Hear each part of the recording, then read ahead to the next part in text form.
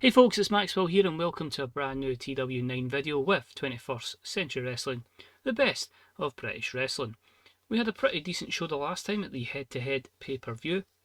We're now going to be on the road to the Cornell Cup. I've adjusted one slight thing with the product. It was a small suggestion, I think it was Danny that said it, just regarding basically the spinal impact injuries, so we've disabled that and I hope to maybe boost some of our ratings.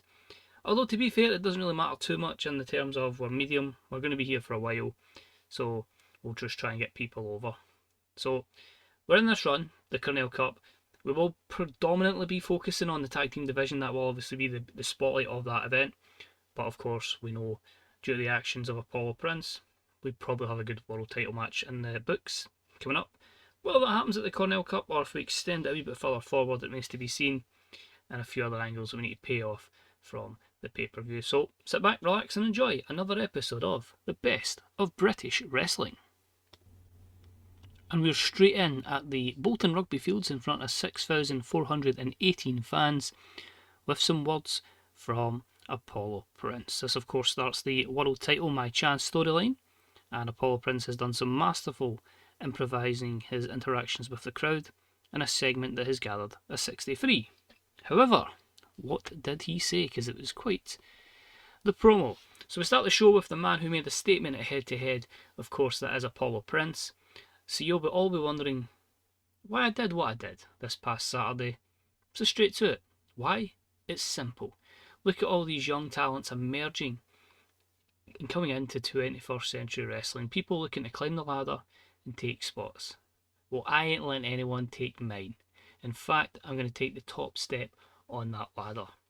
Wade Orson, you and Lee Burton, you did some great things, but it's time for you to become a footnote. I'm here to win that championship belt at any costs, and I'll show you and these new jabronis who the new and who the real deal is around here. So I read his bio and it said like he's always been tipped for something. He is still 26, he's got plenty of time to develop, but I felt like there's potential there, the overness is good. Can we get him to have a good match with Wade Orson and possibly put the title on him? It could be something we look into, but it basically covers his motives for what he did at the pay-per-view. First matchup of the evening, it had some good wrestling and a decent reaction from the crowd. Rolly Muckletruck defeated Ernest Youngman in 8:02 with the power bomb. A 65 for the wrestling, a 50 for the crowd, a 70 for the segment, so that may give some overness to Ernest. But really it was just a case of adding some momentum to Muckletruck, and it was maybe for the Sickos. So a 75 for Rolly and a 56 for Ernest Youngman. Our second match of the evening was from our women's division, and it was about the had terrible wrestling and non-existent crowd heat as Steph Blake defeated Katya Kornishkova in 8:06 with the slingshot DDT. So they're getting better and better, they're certainly getting more over, with the crowd getting up to an 11. The wrestling was a 40 and the segment itself portrayed a 32. Steph's getting better at her master of the DDT gimmick, and yeah, quite impressed there by Katya getting the 44 performance. The crowd were turned off because they're still not over as we'd like, but it's a good work in progress. We then had a match that was some good heat and decent wrestling. We had the Underdogs defeat the Men of Steel in 8:01 when Joe Simpson pinned Mass Hulk with the double dog down. I can certainly see the improvements in the segment, so I'll need to thank Danny for that. But 57-57 in the 61. So give you a wee bit of an idea what we're going to be looking to do. Obviously, Cornell Cup, I have written out the 8 teams that will be in it. I've written out the brackets. I have a rough idea where it's going to go. Some of the teams you'll see in today's episode will be gaining victories to gain momentum going into that tournament. So nobody's going in really with a loss. So the Underdogs are one team that will be in it, and I'll unveil the brackets probably in the next episode because there's a few things I need to tie up as the show goes on. But you can see there, Mass Hulk still with his injury, that's taking a toll. The Underdogs, of course, that little bit of an issue they've got as well with Smiling John Smithy. But yeah, they take up the win here against the Men of Steel. We then have a little video here, which unfortunately took multiple takes and was held back because she doesn't speak English, but obviously it was a very basic promo, but it is what it is. She's getting better at the gimmick, so that's good. But we're just describing how unbeaten, unstoppable, undeniable from Japan, the brawler, the powerhouse, unstoppable Tai is. So 19. I think the plan is eventually Women's Championship and of course unstoppable tie versus someone. She may not win it, she may be built up as a force, but I'm hoping to edge in that direction. Next up in the tag team kind of division, it was from the House of Business, the Red Devils, as they took on Boulder and Flynn. And it was about to had some good heat as the Red Devils won in 10:48 with Yuri Elikov pinning B Boulder with the Moscow Dynamite. So Beskov carried the match in terms of in-ring performance, a very solid 76, gets the boost because of the excellent chemistry between the Red Devils, but they've kind of been used as people that have kind of enhanced the opposition for Edward Cornell, and this was a real chance for them to showcase what they can do. 64 for the wrestling, 59 for the crowd, and a 60 for the full segment. Moving along, we have some wise words from Edward Cornell. He talks about obviously his feud that he's been in with Tommy Cornell, the everlasting feud, and of course the situation with Reese Pendragon. So what I decided to do here was use the angle idea I had for him. It was expiring basically, you can see, within the next month, so that was a success.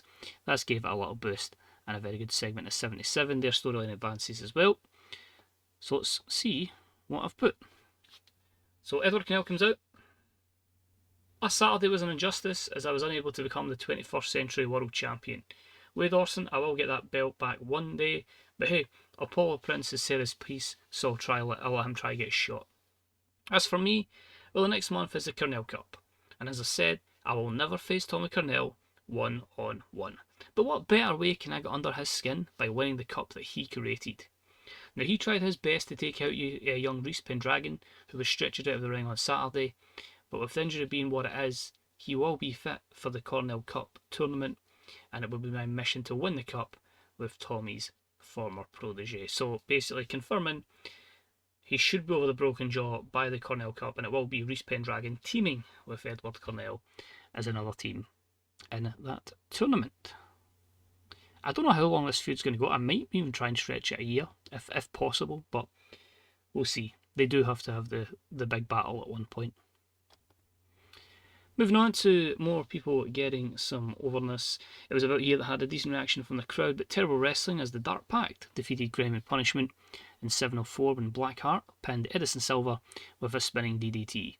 This was our storytelling match of the evening, and it gathered a 44 for the segment rating.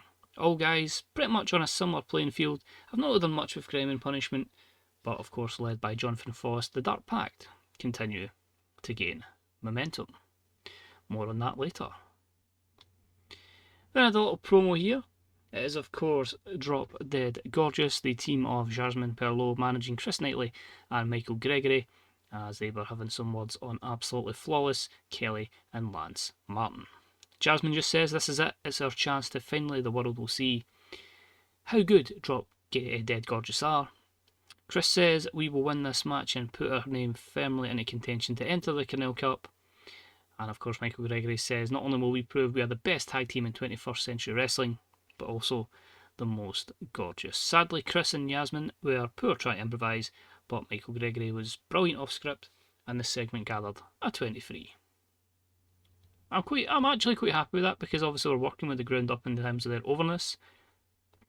But they won't be entering the tournament, as the bout had a decent reaction from the crowd, but subpar wrestling, as Absolutely Flawless defeated Drop Dead Gorgeous in 7:54 when Kelly Martin pinned Chris Knightley with a Reflection Perfection.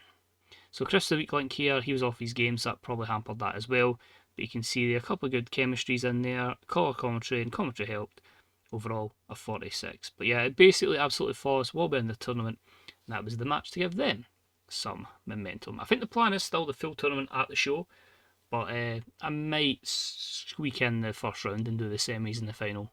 I'm on the fence, kind of what to do, but we've got 3 weeks worth of build, so plenty of time.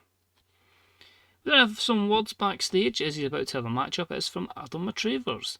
I've been doing some soul searching the last few weeks, and I've came to the conclusion that I can still do this. I can still hang at the top level, and I believe one more time I can hold gold within this company. Tonight begins my journey back to the main event scene. So it's probably someone I've overlooked, if I'm being truthfully honest. Like, I looked at him and thought 42, but previously in like a lot of my TW 2020 saves, like I was getting people like Claudio was getting physical declines, and like, have you seen that man in real life? So I don't think he has a physical decline. Obviously, he's not quite as good as he used to be, apparently, according to the bio, but maybe there is something we can still do with Adam Matravers in a 64 segment. He's in action next. It was an okay match, not great, but he gets some positive momentum, that's what you want. But they had some good heat, decent wrestling, and he defeats Mark Misery 9-18 with that mile high moonsault. Awkward bouts, they lose some points for that, but overall a 57. Would this one have been hampered by lack of psychology? No lack of psychology, sorry. Lack of hot associated storyline, but not just the worker chemistry. That's cool. It didn't penalise it as bad as I thought it would have been, and that'll lead us to the main event. It was about that had fantastic heat and good wrestling, as Tommy Cornell defeated Jonathan Faust in 10:31 with the guilt trip submission hold. During the matchup, we had Edward Cornell run in and attack Tommy. So basically, I had to do that to continue the storyline, so this wouldn't get the storyline penalty, even though there is a small direct link from this into a storyline, which you'll find out. But 79 performance for Tommy, 61 for Jonathan. He benefited from a hot new move. We were 70, 76 and 73 for the segment, so we may lose a little bit of pop. Hopefully the TV network is fine with that.